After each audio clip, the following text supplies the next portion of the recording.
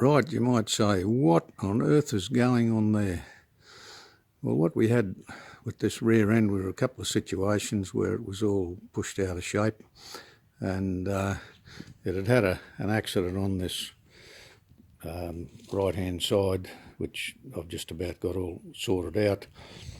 But in the scheme of things, we had a situation where from the centre of the hinge to the floor on that side compared to that side, this side, the right-hand side, was 10 millimetres or thereabouts too high.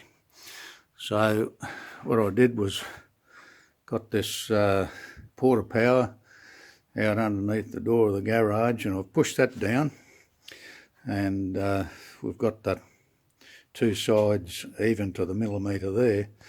But also, in the scheme of things, the profile of that edge there was not quite the same as the profile on that edge. So what I've done there now is left the weight from the porta power on the top of the cowl there, and with the old scissor car jack, I've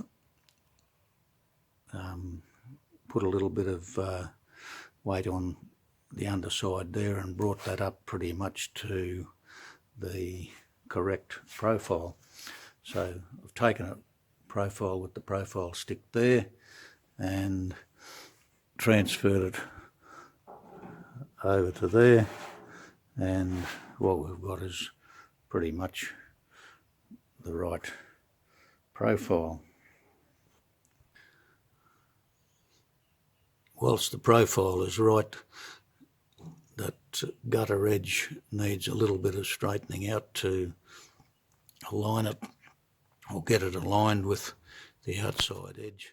It's probably only just a little bit in that area there that's not looking so wonderful, but now that the profile is all correct, we'll put some pliers or multi-grips on there and hammer that up, get it correct.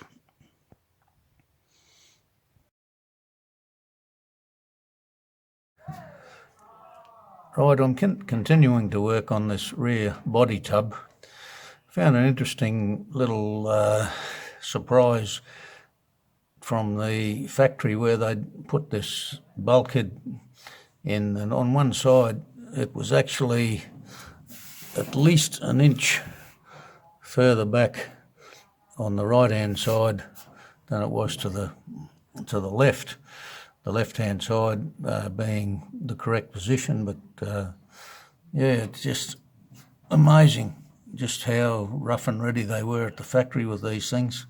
But you can see where that bulkhead was welded in across there and then up around there. I've moved it forward to about the correct position now, and hopefully that little modification will make it a bit better. I've also put in a little piece up the top there that was rusted through a bit, and hammered up the shroud a little bit there. You can see the underside there. I've put a couple of little shrinks in there, and gradually sort of getting somewhere with it.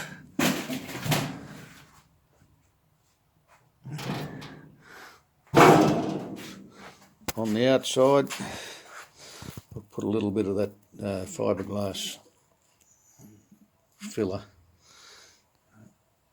over that little edge there where I'd put that piece in, which was about here.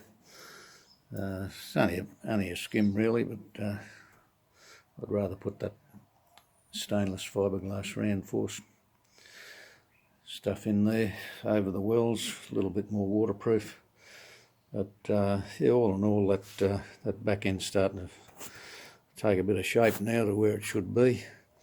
It had a whack in this side and was quite a little bit out, or quite a bit out, so had to fix all that. But see those little spots there, a few little shrinks to tighten it up. But yeah, a bit more work to do, but we'll get there in the end. It just takes time. So there it goes, there it be. Okay, well we've got all that pretty well sorted now. Got that gap all nice and even. A little bit of fiberglass filler there.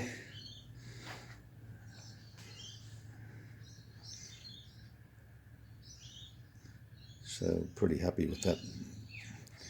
I'll get a little bit of primer over that now and move on to the next bit.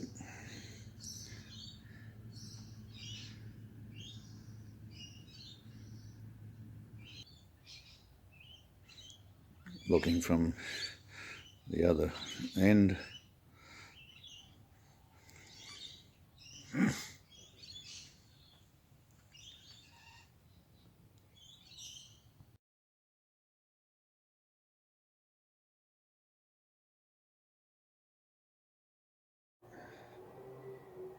Right, well there we have the basic bodywork completed on that section there now.